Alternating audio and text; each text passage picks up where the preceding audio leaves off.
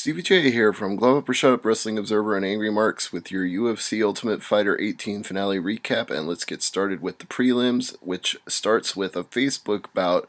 Ryan Benoit and Joshua Sampo. Sampo won at 4:31 of the second round via rear naked choke. This was only shown on Facebook, not on TV. I guess they didn't want to reward a guy who came in 2.5 pounds overweight and still won his fight. From there, we move to Sean Spencer defeating Drew Dober 30-27 across the board.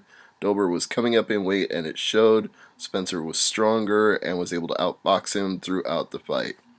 Jared Rosholt got hurt early by Walt Harris. In fact, he got dropped twice in the first round, so he mounted a pretty impressive comeback to win rounds 2 and 3 and take the unanimous decision across the board, 29-28. Tom Ninamaki defeated Ronnie Yaya via split decision, 29-28, 28-29, and 30-27. A little bit wacky on the scoring there, but I agree with Ninamaki getting the win because he actually was out grappling Yaya, which really came as a surprise to me. Maybe not to my co-host Peter H., who predicted Ninamaki would win, but I thought Yaya's ground game would be better, and Ninamaki jumped right in and said, "I'll beat you at your own game, I'll take you down, I'll work for submissions on the ground, I'll do everything you do and do it better." And truthfully, Ninamaki did. The Kira Corisani and Maximo Blanco fight never went anywhere because Maximo Blanco was defeated by virtue of having thrown an illegal knee. He hit Corisani when he was down in a 3-point stance. Mario Yamasaki stopped the fight. At first, Blanco thought he had won when the fight was waved off, and he did a backflip and started celebrating.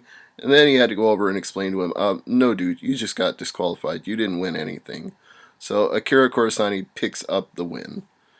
Things did get a little better on the main card, but it wasn't immediately obvious. I mean, we had to get through a couple more decisions first. Raquel Pennington beat Roxanne Modafferi via unanimous decision, 30-27 times 2 and 29-28. Modafferi was trying. She was really game.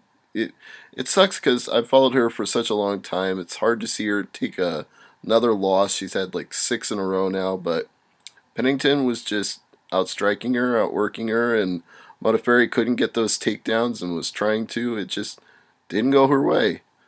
Jessamine Duke beat Peggy Morgan straight 30-27s across the board.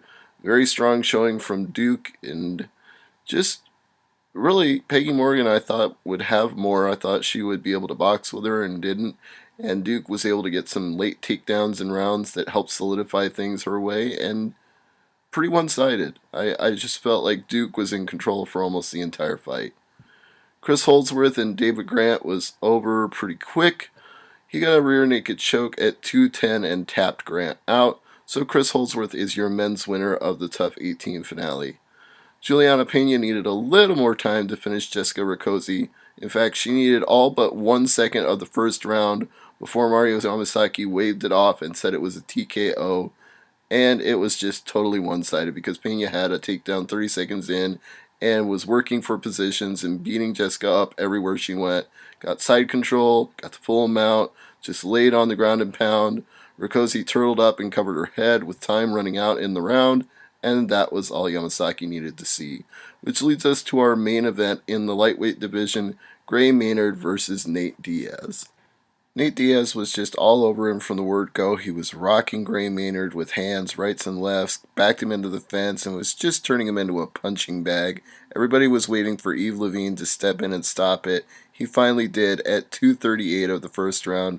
So your winner by TKO, Nate Diaz, who immediately said a bunch of F words and S words and dropped bombs all over the place in his post-fight interview, and said that the best mixed martial artist in the world was right next to him, and that was his brother Nick, and the best lightweights in the world, number 1 and number 2, were me and my man right here, and of course Gilbert Melendez came over. So John Anik immediately asked him if he's moving up to 170 so they won't fight each other, and Diaz didn't really answer that. He's like, "We're the 2 best in this division, and we'll beat all y'all asses," or something to that effect.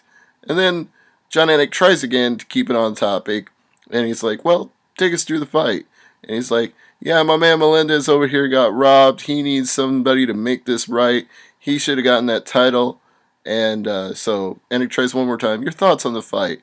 "Yeah, I beat him. That's what's up." Well, that is what's up. So that's your Tough 18 finale recap. I'm Stevie J.